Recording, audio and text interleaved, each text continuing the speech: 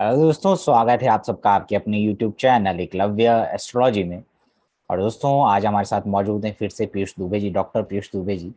और एक विषय पे ये चर्चा करेंगे। और विषय है शुक्र से नवम भाव और रिलेशनशिप।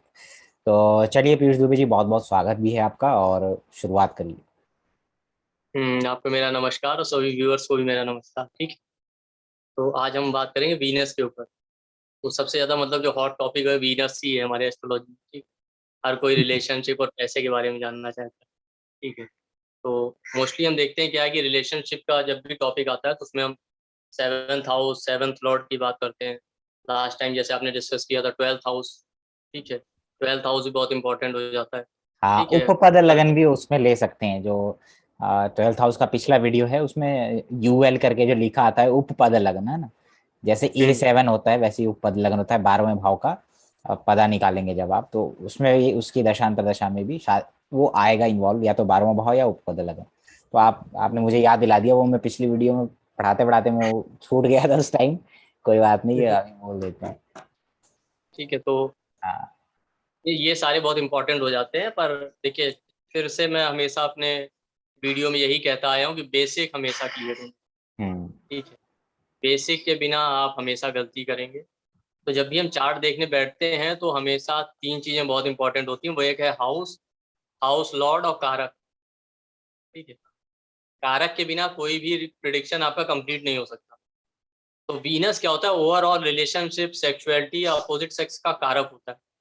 ठीक है। ऐसे तो आप देखेंगे कि मतलब अलग अलग लोगों के अलग अलग मतलब वो है, क्या बोलते हैं, मत है कि जुपिटर हस्बैंड का कारक है, वीनस वाइफ का कारक है। नाड़ी में मानते हैं कि मार्स हस्बैंड का कारक है। ठीक है। पर ओवरऑल आप देखिए कुछ भी हो, सारी बातें सही हैं। पर रिलेशनशिप में जो अट्रैक्शन होता है, ठीक है, या एक्चुअली रिलेशनशिप जो हमारा बनता है जो बॉन्डिंग के लिए, उसका कारक वीनस ही होता है। ठीक है। मार्स आप ठीक है, मार्स आपका पैशन हो गया फीमेल्स के लिए, हस्बैंड हो गया। जुपिटर हस्बैंड वो भी बात ठीक है, लेकिन सबसे इंपॉर्टेंट वीनस। शादी होगी या नहीं होगी, इसके लिए वीनस बहुत इंपॉर्टेंट है। भले आप बाकी चीजों को देखेंगे, पर कारक के तौर पे वीनस सबसे इंपॉर्टेंट है। और जुपिटर का जो इंपॉर्टेंस आता है ना कि जुपिटर हस्बैंड का कारक है, या जुपिटर हम कहते हैं हैप्पीनेस का कारक है। तो जुपिटर का जो सबसे इंपॉर्टेंट रोल है वो शादी होगी या नहीं होगी उसमें उतना नहीं है जितना कि शादी के बाद है मैराइटल हैप्पीनेस के लिए। क्योंकि जुपिटर हमारा ओवरऑल हैप्पीनेस है, तो जुपिटर बताएगा, अच्छा जुपिटर, कि आपका मैरिड लाइफ कितना अच्छा रहेगा। जुपिटर अच्छा है तो बच्चे होंगे कि नहीं होंगे, वो भी एक इंपॉर्टेंट पार्ट होता है ना मैरिड लाइफ का। मैरिड लाइफ कैसा रहेगा, क्योंकि जुपिटर स्पेस को रिप्रेजेंट करता है, आकाश तत्व। तो दो लोग अलग अलग हैं, एक साथ रहने के लिए दोनों को सबसे इंपॉर्टेंट होता है स्पेस शेयर करना आना चाहिए। अगर जुपिटर खराब है तो दोनों लोग स्पेस नहीं शेयर करना चाहते, इस वजह से उनके मैरिड लाइफ में प्रॉब्लम है। ठीक है भाई। डोनेशन हम कहते हैं ना, डोनेशन या दान। ठीक है। सबसे बड़ा डोनेशन या सबसे बड़ा शेयरिंग जो है वो है स्पेस शेयर करना। आप पैसा दे सकते हैं, हमेशा देखिए, कपड़े दे सकते हैं, सब दे सकते हैं। पर जो आदमी अकेला रहा हो ना शुरू से 25-30 सालों तक, उसको बता दिया जाए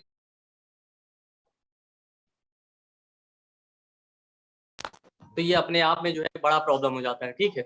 क्योंकि कोई भी आदमी के लिए इजी नहीं होता स्पेस शेयर करना। तो जुपिटर इसलिए इंपॉर्टेंट है मैरिड लाइफ के लिए कि आपको स्पेस शेयर करना आना चाहिए। जुपिटर आपका आकाश तत्व है। पर शादी होगी कि नहीं होगी, दोनों के बीच में अट्रैक्शन कितना होगा सेक्सुअल लाइफ के लिए, इसके लिए वीनस सबसे इंपॉर्टेंट है। सेक्सुअलिटी का जो ओवरऑल कारक है वीनस ही है। शादी के बाद आपके बच्चे होंगे कि नहीं होंगे, इसके लिए जुपिटर कारक है, पर वीनस बहुत इंपॉर्टेंट है, क्योंकि वीनस आपका सीमेन है। आपको मैं एक सूत्र बता रहा हूँ, जिसका वीनस अच्छा होगा उसके ही बायोलॉजिकल किड होंगे। जो लोग जुपिटर से कहते हैं ना बच्चे देखने चाहिए देखने चाहिए, वहां आप जो है फेल, आप तब वो काम करेगा, वो तब काम करेगा जैसे एडॉप्शन है या नॉन बायोलॉजिकल किड। आजकल आप सरोगेसी से कर रहे हैं कंसीव या कुछ कर रहे हैं, पर अगर आप प्योरली बायोलॉजिकल किड हैं, ठीक है, नेचुरल तरीके से आपने कंसीव किया, तो उसके लिए वीनस बहुत इंपॉर्टेंट है, क्योंकि वीनस ही आपका ओवम है, वीनस आपका सीमेन है। अगर वीनस अच्छा नहीं होगा तो फिर नेचुरल किड नहीं हो सकते आप।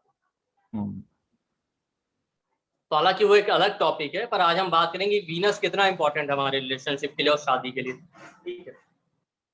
तो हमेशा आप देखेंगे वीनस हमारा रिलेशनशिप का कारक है, पैसों का कारक है। ठीक। तो हम जानते हैं कि 9th हाउस क्या होता है। 9th हाउस हमारे फादर का होता है, हमारे पास्ट का होता है, और 9th हाउस हमारा क्रिएशन भी है। हमारा क्रिएशन हमारे फादर से होता है, हमारे फादर से, ठीक है। तो हर हाउस से 9th हाउस उसका पास्ट या उसका क्रिएशन होता है। इसीलिए आप फोर्थ, अगर आपके ब्रेन में या माइंड में या मन में कोई प्रॉब्लम है तो आपको 12th हाउस देखना चाहिए, क्योंकि फोर्थ हाउस से 9th हाउस है 12th हाउस, मतलब आपके मन का क्रिएशन। इसीलिए 12th हाउस एफ्लिक्टेड होता है तो आपको नींद नहीं आती, आपको एंजाइटी का इश्यू होता है, स्ट्रेस होता है, क्योंकि वो 4th से 9th हाउस है, मतलब आपके मन के क्रिएशन में ही प्रॉब्लम आ गई। तो इसीलिए जो आपका रिलेशनशिप का क्रिएशन है ना, या रिलेशनशिप का पास्ट है, कि आपका पास्ट एक्सपीरियंस कैसा रहा रिलेशनशिप का, उसके जी। लिए आपको वीनस से 9th हाउस देखना चाहिए।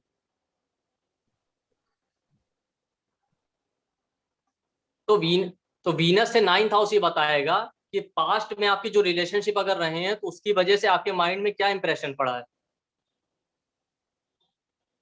या क्या प्रभाव आया है आपके उसमें, किन चीजों ने आपके माइंड को इफेक्ट किया पास्ट के रिलेशनशिप में, जैसा बिहेवियर आपके साथ हुआ या जो एक्सपीरियंस आपका रहा। अब मान लेते हैं किसी का रिलेशनशिप नहीं रहा, जरूरी नहीं कि हर किसी के 2-3 रिलेशनशिप हों, ठीक है भाई, बहुत से ऐसे लोग हैं इनकी डायरेक्ट शादी हो। तो वीनस हमारा सीमेन होता है, और सीमेन हमारे फादर को रिप्रेजेंट करता है, फादर से ही सीमेन निकलता है ना, ठीक। तो वीनस से 9th हाउस ये बताएगा कि हमारे फादर के थ्रू हमें कौन से एक्सपीरियंस मिले हैं रिलेशनशिप को लेके, या हमारे फादर का रिलेशनशिप को लेके क्या एटीट्यूड था जो हमें ट्रांसफर हुआ है। भाई हम अपने मदर और फादर के ट्रेट को ही कैरी करते हैं। तो वीनस से 9th हाउस ये भी बताएगा कि आपके फादर का कैसा बिहेवियर था रिलेशनशिप में, जिसका इंप्रेशन आपके माइंड पे पड़ा है। और ये चीजें तब इंपॉर्टेंट हो जाती हैं जब आपके पास चार्ट आएंगे जहां पे रिलेशनशिप के इश्यूज हैं, या डिले हो रहा है मैरिज में, या इंसान कहे मैं शादी नहीं करना चाहता। तब आप वीनस से 9th हाउस चेक करेंगे तो पता चलेगा इसका पास्ट रिलेशनशिप में अच्छा एक्सपीरियंस था कि बुरा था। हो सकता है उन बुरे एक्सपीरियंस की वजह से इंसान अब रिलेशनशिप से दूर भाग रहा हो, या उसका अपना एक्सपीरियंस नहीं था कोई रिलेशनशिप में, तो हो सकता है इसके मदर फादर के बीच के रिलेशनशिप अच्छे ना रहे हो, जिसका इंप्रेशन इसके माइंड पे पड़ा है, जिसकी वजह से अब ये दूर भाग रहा है। तो किसी की शादी में देरी हो रही है, इंसान ये कहे शादी नहीं करना चाहता, तो आप वीनस से 9th हाउस चेक कीजिए, वो अगर एफ्लिक्टेड है तो डिले कर देगा मैरिज में, या आपका मैरिड लाइफ को लेके जो आपका परसेप्शन है, एटीट्यूड है, वो खराब कर देगा वो। हम्म। तो इसलिए वीनस से 9th हाउस बहुत जरूरी है, ठीक है। आप वीनस से 9th हाउस में बैठे प्लेनेट को देखिए, प्लेनेट नहीं है तो वहां पे लॉर्ड को चेक कीजिए, वहां पे दृष्टि किन ग्रहों की आ रही है, उससे पता चलेगा कि आपका पास्ट लाइफ में कैसा रिलेशनशिप रहा, उसका जो इफेक्ट है वो आपके ब्रेन पे उसका क्या प्रभाव पड़ा है, या आपके फादर का अपनी मदर के साथ कैसा रिलेशनशिप था, या आपके फादर का जो एटीट्यूड रहा है रिलेशनशिप को लेके, उसका क्या इन्फ्लुएंस आपके माइंड पे पड़ा है। हम्म। इससे आप ये भी देख सकते हैं कि कंसेप्शन के टाइम पे आपके फादर का क्या एटीट्यूड था। क्यों? कंसेप्शन के टाइम पे जो उनका एटीट्यूड होगा वही आपको ट्रांसफर होगा, वही एनर्जी आप इन द एंड जो है ट्रांसफर होगी, और वही आपके रूप में इंसान के रूप में जन्म लेती है, बच्चे के रूप में जन्म लेती है। हालांकि ये बहुत ये मतलब डीप टॉपिक है, शायद बहुत सारे व्यूअर्स के लिए समझना कठिन होगा, पर आप सिंपली समझ सकते हैं वीनस से 9th हाउस आपके पास्ट एक्सपीरियंस बताएगा, और वो पास्ट एक्सपीरियंस डिफाइन कर देंगे कि आपका फ्यूचर में रिलेशनशिप कैसा हो। अगर हम डिफरेंट प्लेनेट का एग्जांपल लें, फॉर एग्जांपल जैसे कि मार्स है आपका वीनस से 9th हाउस में, ठीक है। तो मार्स सिक्योरिटी को रिप्रेजेंट करता है, इंडिपेंडेंट बिहेवियर को। तो ऐसा आदमी जो है पास्ट में रिलेशनशिप में रहा होगा ना, तो हो सकता है उसको फ्रीडम ना मिली हो, या उसको वो सिक्योरिटी ना मिली हो, या उसका जो पार्टनर रहा हो वो उतना स्ट्रांग ना रहा हो जितना उसने एक्सपेक्ट किया था। तो उसकी वजह से फ्यूचर में रिलेशनशिप में एंट्री लेने से पहले या एंटर करने से पहले उसके दिमाग में ये थॉट रहेगा कि क्या ये मेरा पार्टनर आने वाला फ्यूचर में जो है वो स्ट्रांग होगा, क्या ये मुझे सिक्योरिटी प्रोवाइड करा पाएगा, या मुझे फ्रीडम मिलेगी रिलेशनशिप में। अगर उसे ये चीजें नहीं मिलेंगी तो जल्दी रिलेशनशिप के लिए आगे नहीं बढ़ेगा। हम्म। मार्स वॉयलेंस का भी कारक होता है, तो हो सकता है पास्ट में इसके साथ वॉयलेंस हुआ हो रिलेशनशिप में, या इसके पेरेंट्स के बीच में वायलेंट बिहेवियर रहा हो, जिसका इंप्रेशन इसके ब्रेन पे पड़ा है। तो इस वजह से ये इंसान फ्यूचर में सोचेगा कि कहीं मेरे साथ भी ऐसा ना हो, तो क्या मुझे रिलेशनशिप में सिक्योरिटी मिलेगी कि नहीं मिलेगी, मेरा पार्टनर स्ट्रांग होगा, मुझे फ्रीडम प्रोवाइड करेगा कि नहीं करेगा। जिसका ये डिजायर रहेगा कि मुझे फ्यूचर में पार्टनर इस तरह का मिले, तो आप कह सकते हैं 9th हाउस फ्रॉम वीनस बता रहा है कि आपको कैसा पार्टनर चाहिए, डिजायर्स इन रिलेशनशिप। तो मार्स है, तो आप ये देखिए इंसान का थॉट होगा कि उसको पार्टनर स्ट्रांग चाहिए, सिक्योरिटी चाहिए रिलेशनशिप। अब मार्स वहां पे हो तब भी या लॉर्ड है तब भी, ठीक है। सन देखिए, सन वीनस तो आगे पीछे रहते हैं, ठीक है, तो सन कहाँ मिलेगा आपको 9th हाउस फ्रॉम वीनस में। पर अगर सन लॉर्ड है 9th हाउस फ्रॉम वीनस का, तो सन पावर, कमिटमेंट, अथॉरिटी को रिप्रेजेंट करता है, ठीक है। तो ऐसे लोगों का थॉट प्रोसेस ये रहेगा कि क्या मेरा पार्टनर रिस्पेक्टेड है सोसाइटी में या कम्युनिटी में, पावरफुल है कि नहीं। ऐसे लोग चाहेंगे पावरफुल पार्टनर हो, बहुत ही रिस्पेक्टेड हो। या सन क्या होता है, सन आपका वो रिप्रेजेंट करता है ना, सन लाइट का कारक होता है, फोकस। हम्म। तो ऐसे लोग का ये डिजायर रहेगा कि क्या पार्टनर का पूरा अटेंशन मेरे ऊपर रहेगा। सन क्या वीनस होता से है, सन जिस हाउस वीनस से सन 9th जिस हाउस हाउस में में अगर होता है लियो होगा, अगर हाँ सूर्य क्योंकि जा नहीं पाएगा 9th में, क्योंकि सूर्य और हाँ, वही शुक्र मैंने कहा लगभग सन तो जा नहीं पाएगा। हाँ। पर वीनस से 9th हाउस में अगर लियो है, तो लियो हम्म। का लॉर्ड सन है, तो सन लाइट को रिप्रेजेंट करता है। तो ऐसे लोगों का डिजायर होगा कि क्या पार्टनर मुझे पूरा अटेंशन देगा, क्योंकि सन क्या करता है, सन पूरी लाइट खींच लेता है ना। सन जिस हाउस में होता है पूरा फोकस वहीं होता है,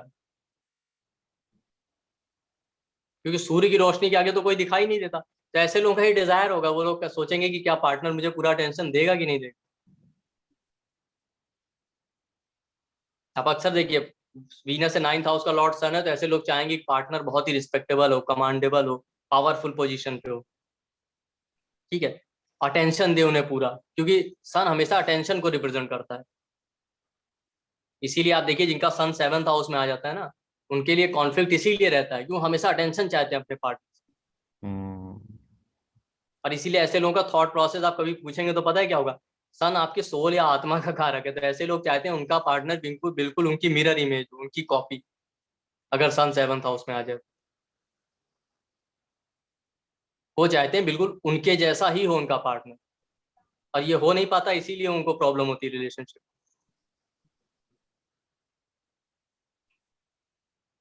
अच्छा, मून आ जाए वीनस से 9th हाउस में, या वीनस से 9th हाउस का लॉर्ड है मून, ठीक है।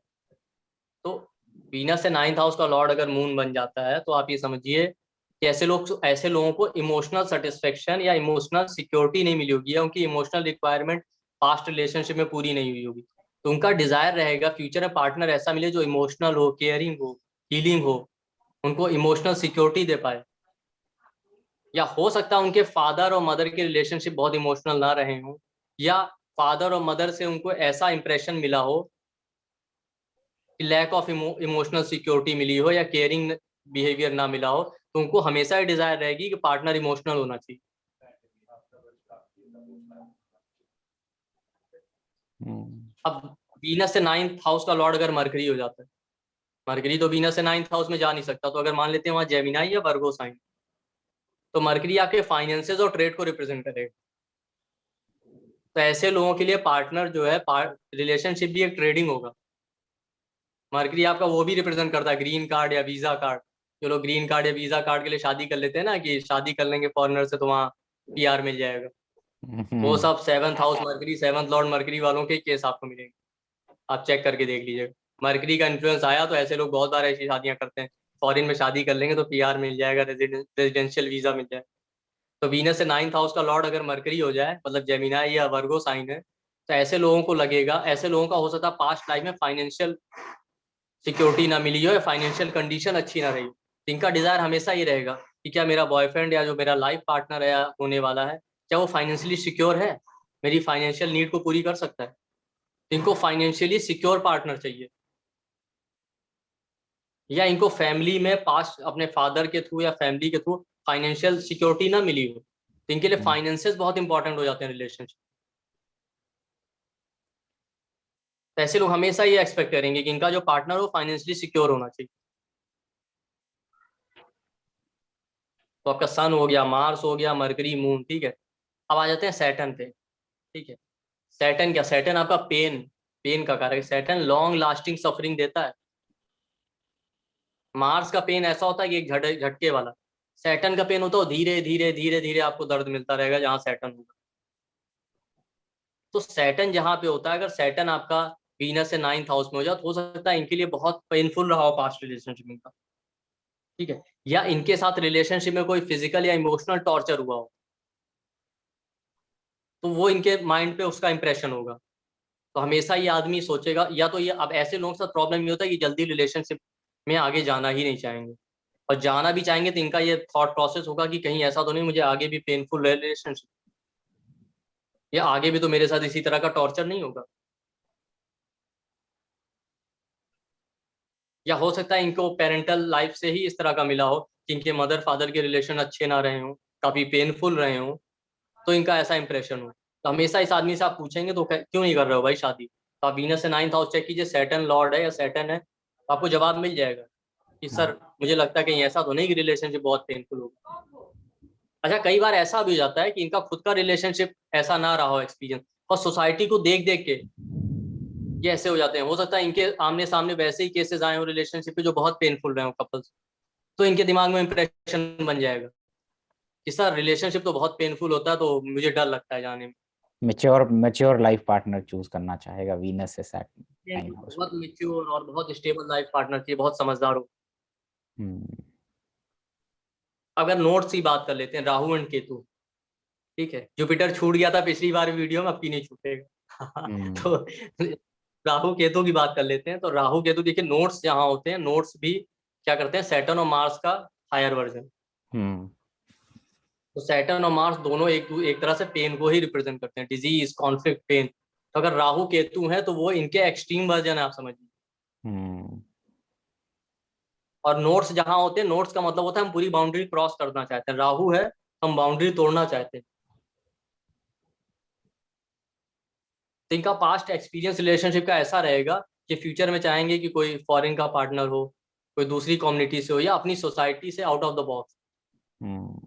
अब जरूरी नहीं कि आउट ऑफ द बॉक्स जाने का मतलब फॉरेन हो, पर इनका थॉट प्रोसेस ऐसा होता है कि रिलेशनशिप में कुछ ना कुछ अलग करना है, अनयूजुअल। वो नॉर्मल बोरिंग लाइफ नहीं होनी चाहिए, मोनोटोनस सी। कुछ जो नॉर्मल लोग नहीं करते उससे अलग हटके करना हम्म। है। इस तो हो सकता है इस वजह से उनको रिलेशनशिप में इशू आ रहे हो या शादी होने में प्रॉब्लम होगी। केतु है, तो केतु अगर 9th फ्रॉम वीनस में है तो केतु स्पिरिचुअलिटी को रिप्रेजेंट करता है, मिस्टेक्स का कारक है केतु। तो हो सकता है इन्होंने पास्ट में रिलेशनशिप जो इनके रहे हो सकता है उसमें बहुत सारी इन्होंने गलतियां की। तो अब ये आगे रिलेशनशिप में एंटर करने से पहले इनका थॉट प्रोसेस ये रहेगा कि कहीं ऐसा तो नहीं कि हम फिर से गलती कर जाएं। या केतु क्या होता है ना, केतु एक्सट्रीम वर्जन होता है। ऐसे लोगों के पार्टनर बहुत ही इंट्यूटिव होते हैं या metaphysical, out of the word सोचने वाले। हो सकता है इनको फास्ट में पार्टनर वैसा ही मिला हो। हम्म। तब ये सोच रहे होंगे कि फ्यूचर में भी तो ऐसा नहीं मिल जाएगा। तो वीनस से 9th हाउस अगर आपका एफ्लिक्टेड है तो उसको जरूर चेक कीजिए, वो इंसान के थॉट प्रोसेस को बताएगा रिलेशनशिप को लेके। और उसका ही रेमेडी आपको करना है। जब तक आप उसको सही नहीं करेंगे through counselling, through remedy, meditation, जो भी आप करना चाहें, तब तक इंसान को आगे रिलेशनशिप में फ्यूचर में बहुत प्रॉब्लम आनी है। वो शादी हम्म। करना नहीं चाहेगा, रिलेशनशिप में एंटर करना नहीं चाहेगा। अच्छा, जुपिटर रह गया। जुपिटर अगर वीनस से 9th हाउस में हो या लॉर्ड हो जुपिटर, तो इनका थॉट प्रोसेस ये रहेगा, क्या मेरे पार्टनर के अंदर गाइडेंस एबिलिटी है, वो क्या मुझे लाइफ के पाथ पे गाइड कर सकता है, या उसके पास वो विजडम, वो नॉलेज है, वो समझदारी है कि जिसकी वजह से हम रिलेशनशिप को कैरी कर पाए। या उसके पास ये क्षमता है, जैसा मैंने कहा कि जुपिटर आकाश तत्व को रिप्रेजेंट करता है, कि वो स्पेस शेयर करना जानता है कि नहीं जानता।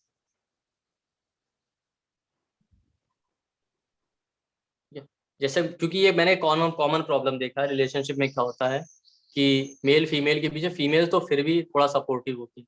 जैसे कि मैंने अपने एक क्लाइंट से कहा था कि उसका कि अक्सर मेरे पास जो है पेमेंट आते हैं, तो जब मेल पेमेंट करते हैं तो उनका अकाउंट ऐसा होगा जैसे कि आपका है हेमराज जी, आपका नाम, या पीयूष दुबे, ठीक है, उसमें कोई दूसरा नाम नहीं होता। फीमेल्स चाहे कितनी भी वर्किंग हो, कितने भी ज्यादा पैसे कमा रही हो हस्बैंड से भी ज्यादा, पर उनका जब भी नाम आएगा ना, मैंने कहा तो ज्वाइंट अकाउंट होता है। क्योंकि ह्यूमन ये टेंडेंसी होती है, उसको एक सपोर्ट चाहिए। और स्पेशली फीमेल्स का तो ये बाय बर्थ एक नेचर होता है। तो कितने भी स्ट्रांग हो, कितने भी फाइनेंशियल स्टेबल हो, पर उनको लगता है कि गाइडेंस फिगर चाहिए, एक इंसान होना चाहिए जो मुझे गाइड कर पाए।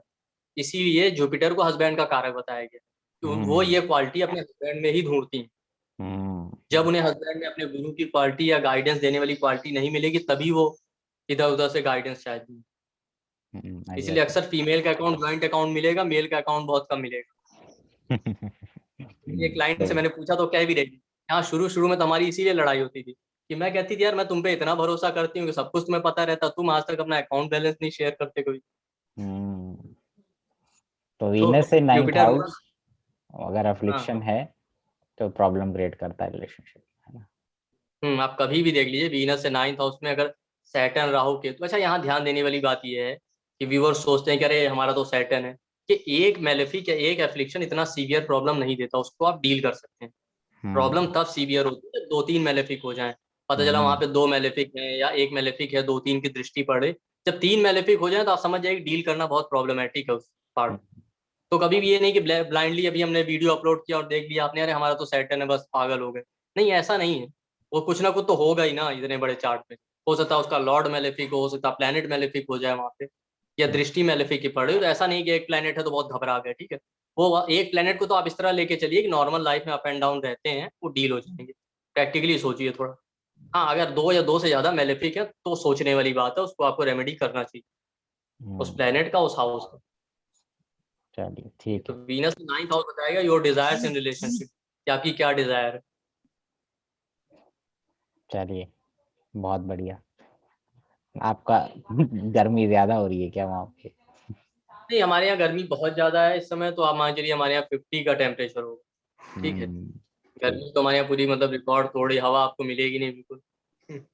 चलिए ठीक है, ठीक है। आई थिंक ठीक है, कोई बात नहीं। कंप्लीट हो गया आपका। हाँ बिल्कुल। चलिए तो बहुत वीनस अच्छा से है। 9th हाउस व्यूवर्स चेक करें। और हम्म। चलिए वीनस से नाइन्थ हाउस के ऊपर आपने बहुत अच्छा एक जानकारी दी। ज़रूर मैं भी इसको टेस्ट करूँगा, है ना? तो व्यूअर से भी हैं वो भी करें, और वीडियो को हाँ, लाइक शेयर तो करते रहें जी। बोलिए। Thank you. नमस्ते। चलिए प्रणाम प्रणाम।